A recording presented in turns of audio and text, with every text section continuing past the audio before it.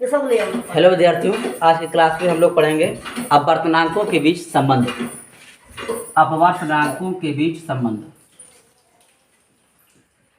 अपवर्तनांकों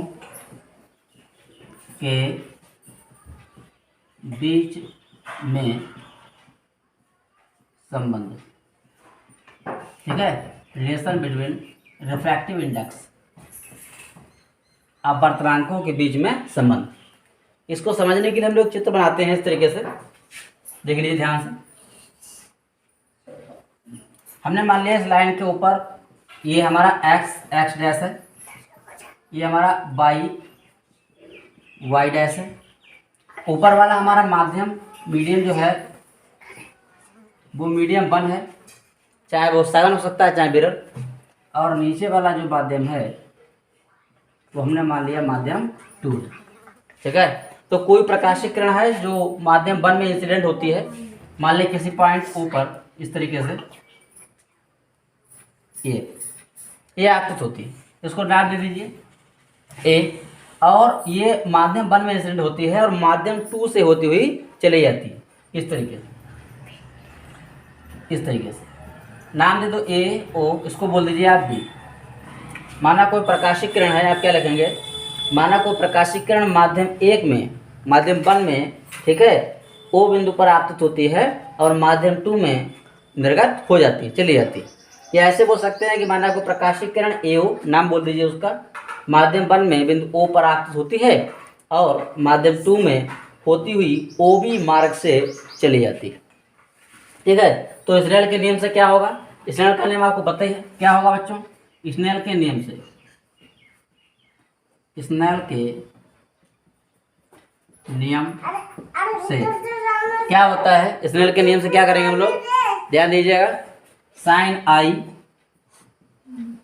upon sine R, जानते हैं ना क्या होता है भाई? ये हम कह सकते हैं या इसको 1n2 कह सकते हैं, है ना। इसको हमने मान लिया इक्वेशन 1।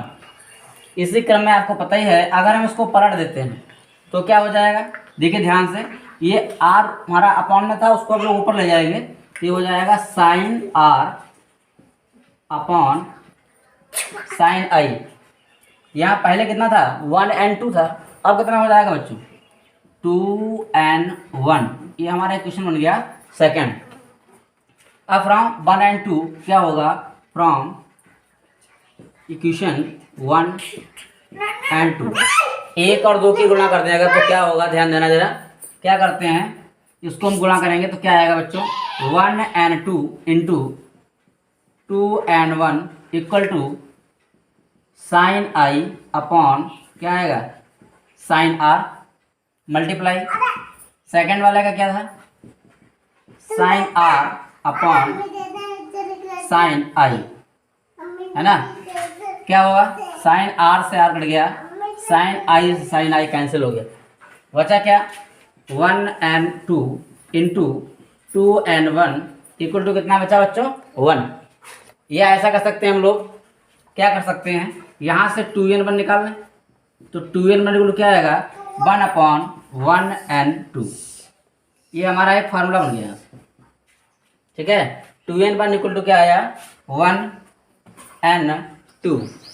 अब हमने मान लिया जो पहला वाला माध्यम था, मान लेते हैं पहला वाला माध्यम मान लिया हमने वायु है।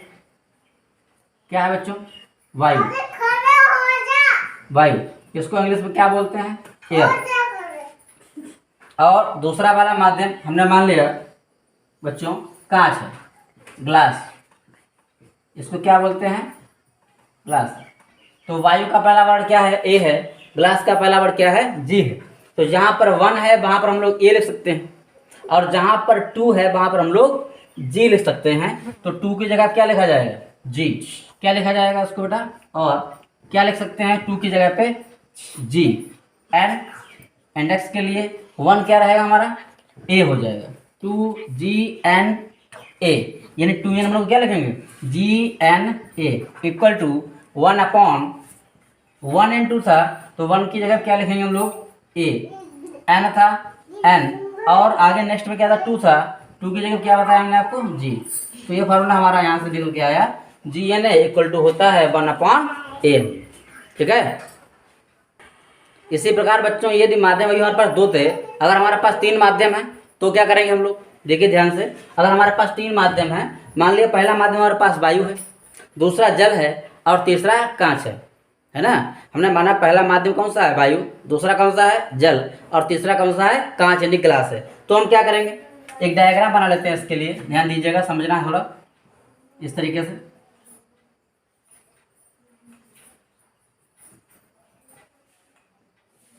इस तरीके से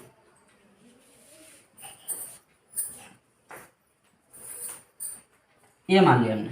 मान लिया पहला वाला ऊपर हमारा जो रहेगा वो वायु है। ठीक है, ऊपर वाला क्या है, वायु।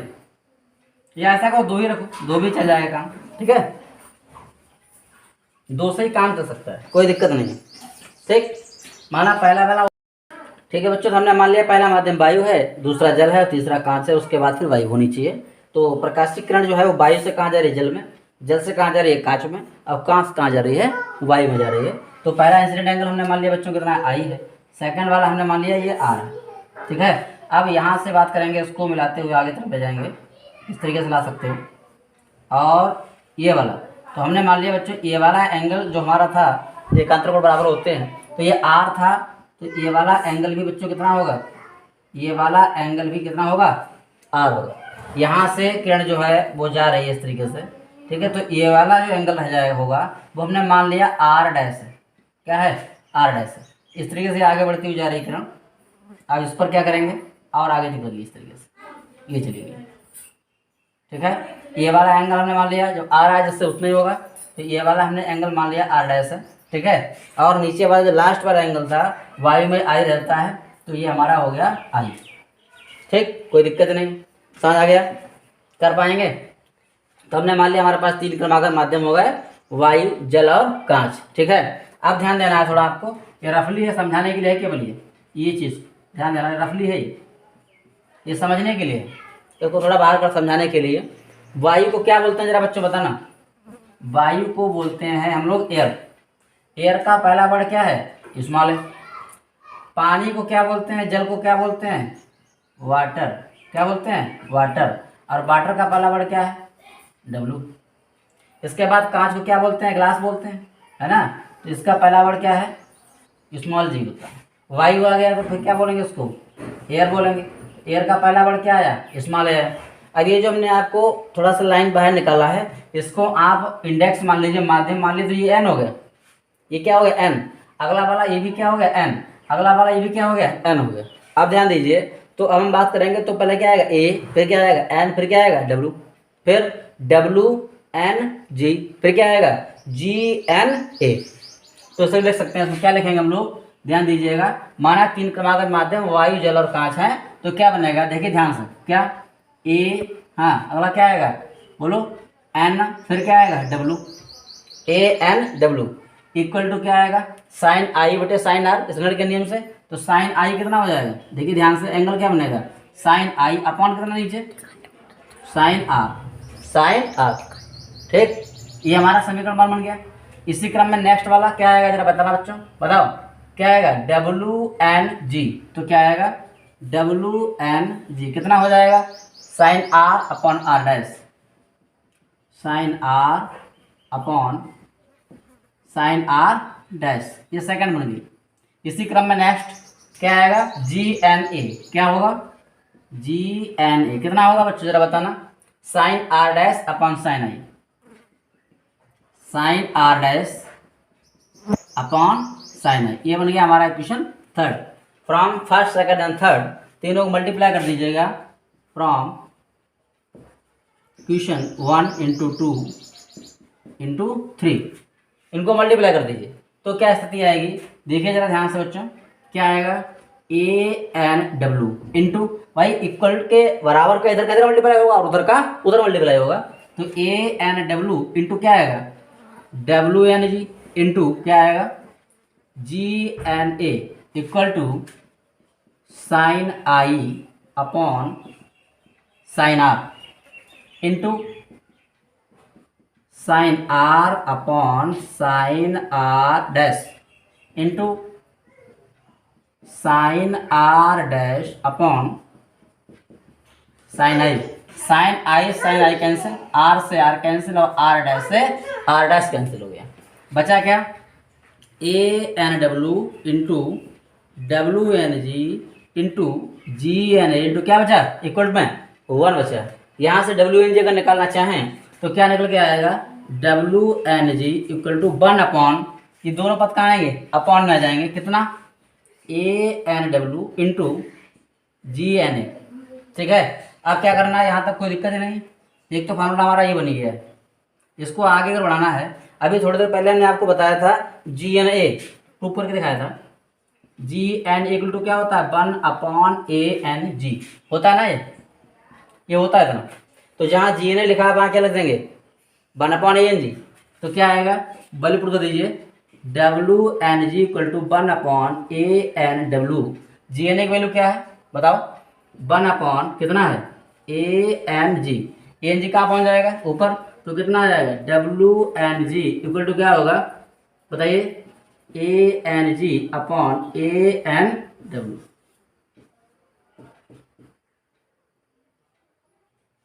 ठीक है बच्चों, तो ये हमारा क्या आएगा, वर्तनांकों में संबंध। इसी क्रम में बच्चों नेक्स्ट हेडिंग हमारा रहेगा क्रांतिक कोण। क्या रहेगा, क्रांतिक कोण, क्रिटिकल एंगल।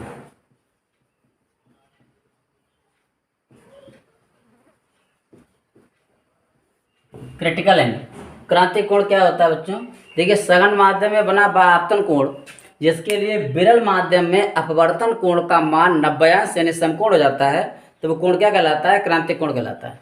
सघन माध्यम में बना आपतन कोण जिसके लिए विरल माध्यम में अपवर्तन कोण का मान कितना हो जाता है, 90° हो जाता है, वो हमारा क्या कहलाता है, क्रांतिक कोण कहलाता है।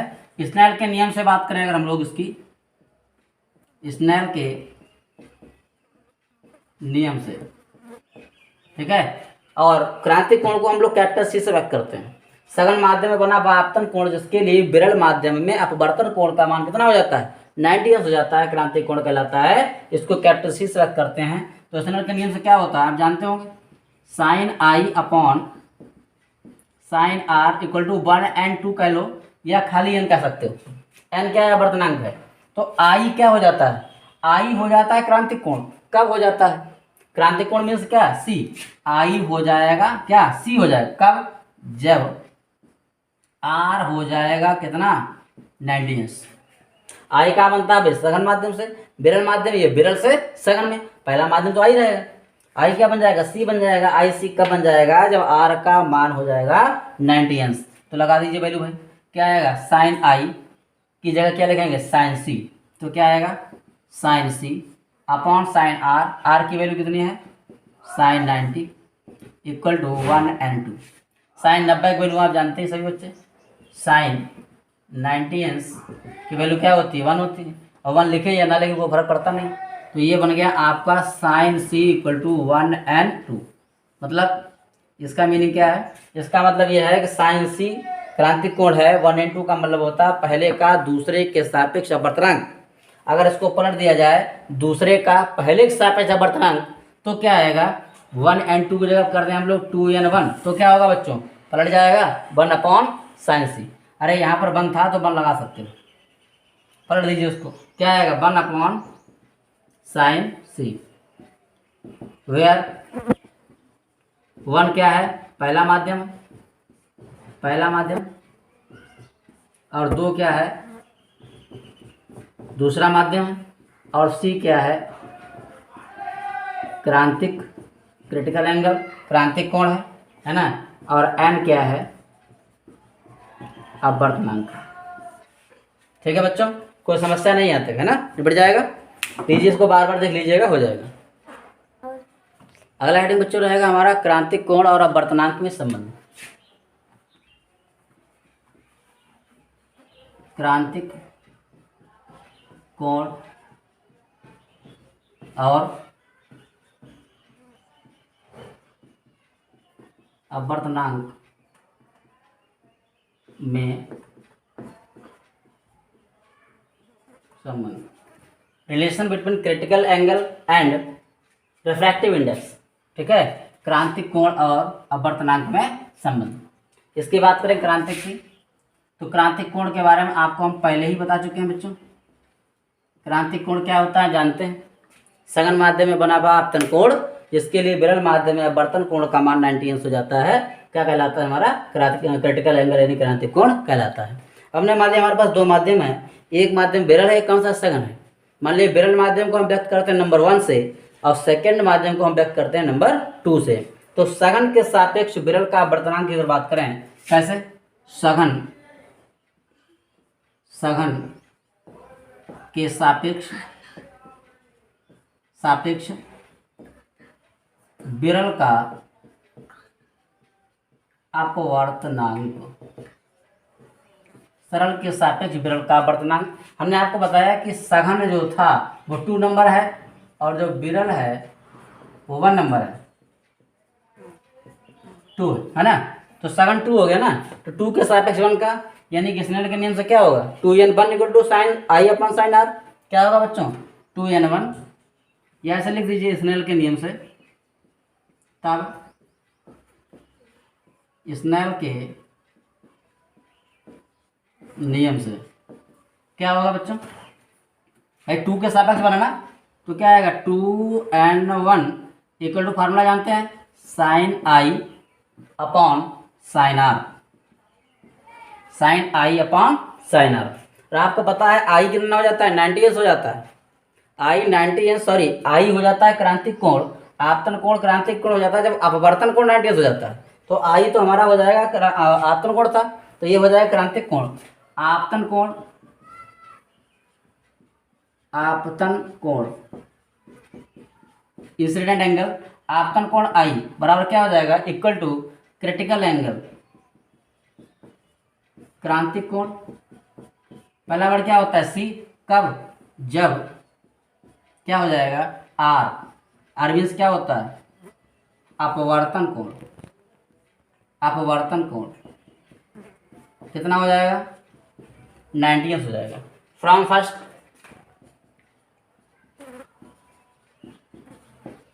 क्या होगा बच्चों, समीकरण 1 से क्या हो जाएगा, लगा दीजिए, 2n1 इक्वल टू साइन आई की वैल्यू कितनी हो जाएगी, sine C upon sine R की वैल्यू कितनी आएगी, 90 अंश, तो साइन 90 अंश हो जाएगा। तो 2n1 कितना हो गया, 2n1 बच्चों यहाँ निकल गया आपका साइन सी, क्या आया, 2n1 इक्वल टू कितना आया, साइन सी हो गया है ना, साइन सी। अब यहाँ से ये निकल के आ गया है, अगर हम इसको 1n2 करें अथवा 1n2 तो क्या आएगा, 1 अपॉन साइन सी हो जाएगा। अब हमने मान लिया बच्चों पहला माध्यम जो था हमारा, जो विरल था, पहला माध्यम हमने मान लिया वायु था, जो विरल था वो कौन सा था, वायु, और जो सघन था वो था कांच। वायु को क्या बोलते हैं, एयर का मतलब पहला अक्षर क्या आएगा, स्मॉल है। सघन को क्या हमने माना, कांच, ग्लास, जी। तो जहाँ पर 1 था वहाँ ए लिख देंगे और जहाँ पर 2 था वहाँ क्या लिख देंगे, जी लिख देंगे।